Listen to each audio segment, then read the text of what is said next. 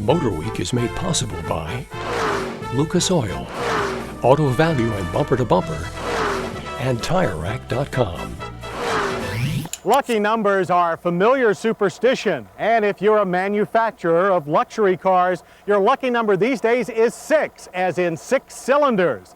That's the minimum number that buyers of expensive cars demand. And if you're Saab, which has always relied on turbocharged 4 cylinders, you go off and borrow one from partner General Motors. That combination has already proven successful in Saab's revised but still uniquely Swedish 900. Well, now on this week's Road Test by Request, it's time for the big brother, the 9000, to get a lucky number of its own. But in the case of Saab's latest and largest model, the 9000 CDE, it's a slightly different number.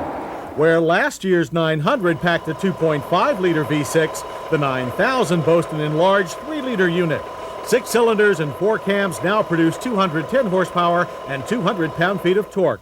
That adds up to a nearly elegant 0 to 60 time of 8.5 seconds, while the quarter mile runs out in 16.3 seconds at 90 miles per hour.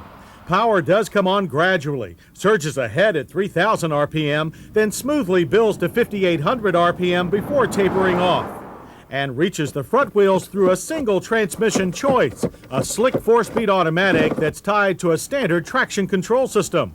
Add this refined drivetrain to the CDE's plush ride, and you get a package well suited to the demands of discriminating luxury car buyers.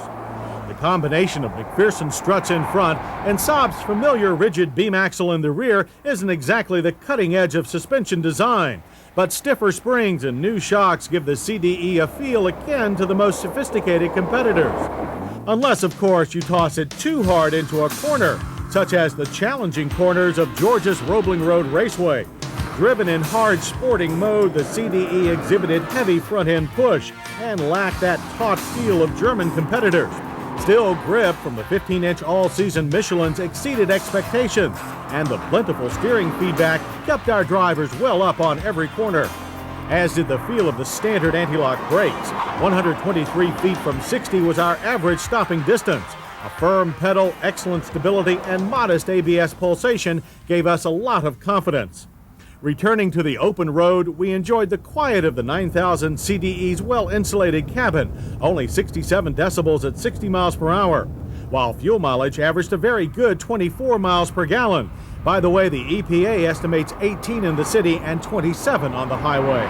Slippery aerodynamics probably helped both. The CDE sports trimmed-down headlights, hood, and front spoiler with flush-fitting fog lamps, while the rear features a new bumper, taillights, and a rear-facing fog lamp.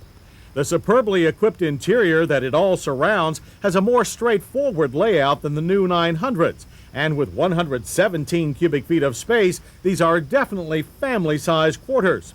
And the dash has standard dual airbags to keep the family safe. The seats are wide and flat enough to fit any size driver and offer standard heat and power adjustments, but many of our staff complained about limited lower back support. But all like the large aircraft-like analog gauges, foolproof automatic climate controls, and top-line Harman Kardon audio system with its in-dash CD player that's also standard equipment, as well as less exotic features like the height-adjustable seatbelt anchors and a multitude of cup holders. The CDE's rear seat is cavernous and comfortable. It has a pass-through to the rear for long objects like skis, but anything shorter will easily fit into the huge 17.8 cubic foot trunk.